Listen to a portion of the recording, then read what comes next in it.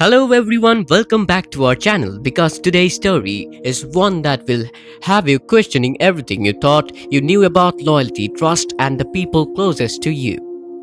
In the rain-drenched city of Fairmont Crest, a detective named Jacob finds himself staring at a case file that is about to shatter his entire world.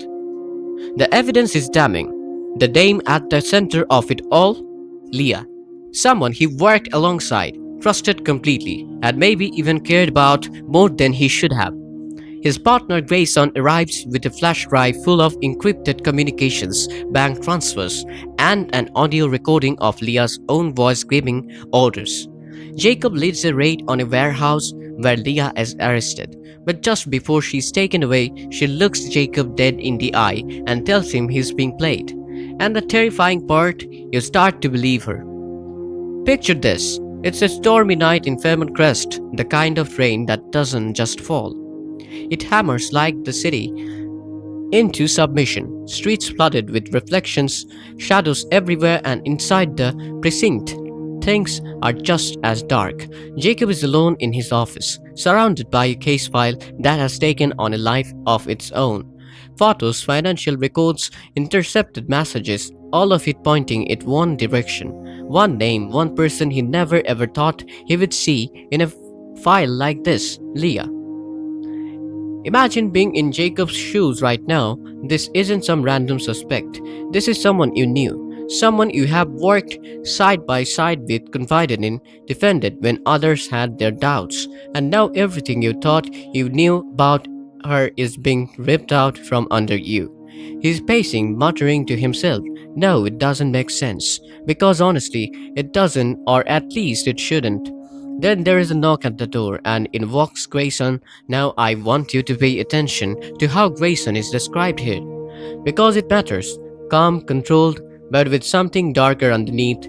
That detail is doing a lot of heavy lifting, and we will come back to it.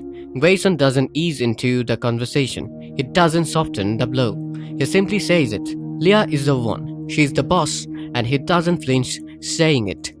Jacob pushes back. Obviously, he needs proof. He demands it, and Grayson delivers. He pulls out a flash drive and places it on the desk like he's been carrying it around waiting for exactly this moment. Encrypted communications, transaction logs, voice analysis. He says he's been building this case for weeks.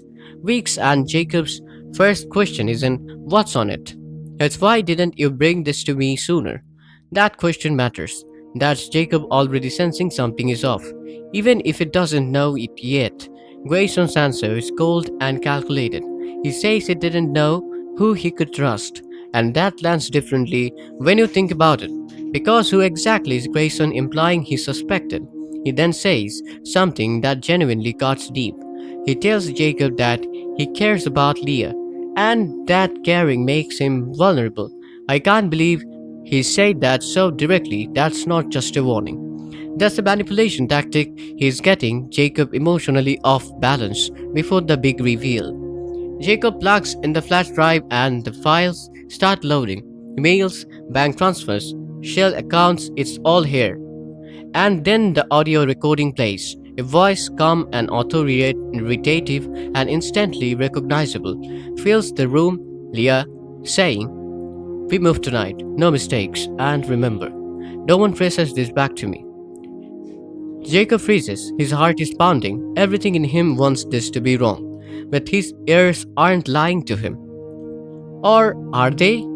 He shakes it off, or tries to, and within minutes, the precinct is alive with energy. Officers gearing up, units coordinating.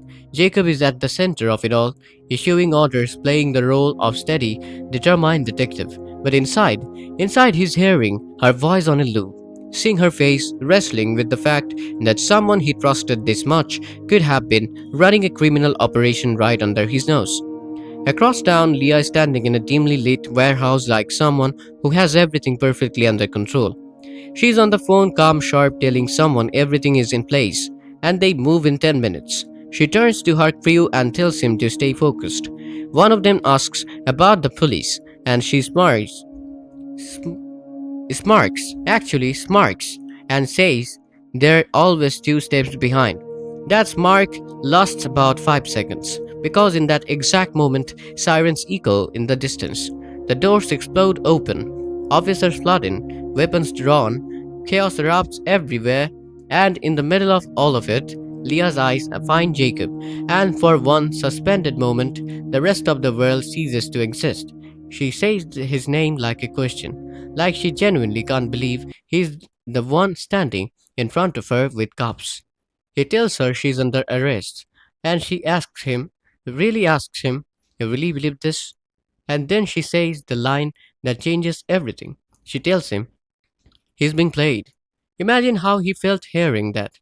After everything he just saw on that flash drive, after the audio recording, after Grayson spent an hour convincing him that she was the mastermind, and here she is, looking him in the eye, saying he's been deceived. Then Grayson steps forward to shut her down. And that's when something shifts in Leah's expression. Recognition, she looks at Grayson and says, quietly, you not angrily, not desperately, quietly, like she's just had the last piece of a puzzle click into place. And Grayson's face goes cold as stone. She's cuffed, she's led away, but before she goes, she looks at Jacob one final time and says softly, "You were making a mistake." He doesn't respond, but the story makes a point of telling us the doubt in his eyes hadn't completely disappeared. This story is a masterclass in dramatic misdirection. Every element is engineered to make you believe Leah is guilty. The evidence, the audio, Grayson's certainty, and then in the final moments, a single look and a handful of words unravel all of it. The real question, real tension, isn't the arrest. It's the final lingering question. Was the evidence fabricated? Is Grayson the actual mastermind, having set Leah up perfectly while staying above suspicion? He had weeks to build a case, but building a false case takes just as long as building a real one. His urgency to skip the warrant, his claim that Leah was already on the move, his inside source, all of it could be legitimate police instinct, or all of it could be the careful orchestration of someone making absolutely sure she goes down before she can expose him. And Jacob is now the man holding the cups on someone who might be innocent, and the seeds of that realization are already planted. Honestly, I think Grayson is the real boss. Everything about him, the control, the timing, the way he neutralized Jacob's emotional judgment before showing him the evidence, reads like someone who has done this before. He didn't bring the flash drive when the case was first forming. He waited. He chose the exact right moment when Jacob was already doubting Leah, already vulnerable, and that line, "I didn't know who I could trust," was specifically designed to make Jacob feel like the only trustworthy person in the room was Grayson himself. That's not how innocent people talk. That's how manipulators talk. Leah's reaction when she saw him, that quiet, knowing "you," tells me she recognized him as the person who set her up. And I think Jacob, somewhere deep down, already knows something is wrong. So here we are, at the end of a story that refuses to give you clean answers, and honestly, that's exactly what makes it so gripping. Is Leah really the criminal mastermind, or is she the most convincingly framed innocent person in Fairmont Crest? Is Grayson a hero who cracked in an impossible case, or the real villain hiding in plain sight? And what is Jacob going to do when that doubt refuses to leave him alone? I need you to tell me what you think is really on here. Drop your theory in the comments.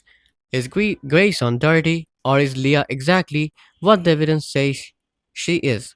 If you enjoyed this breakdown, hit that like button, share this with someone who loves a good mystery, and make sure you subscribe so you never miss a story like this one.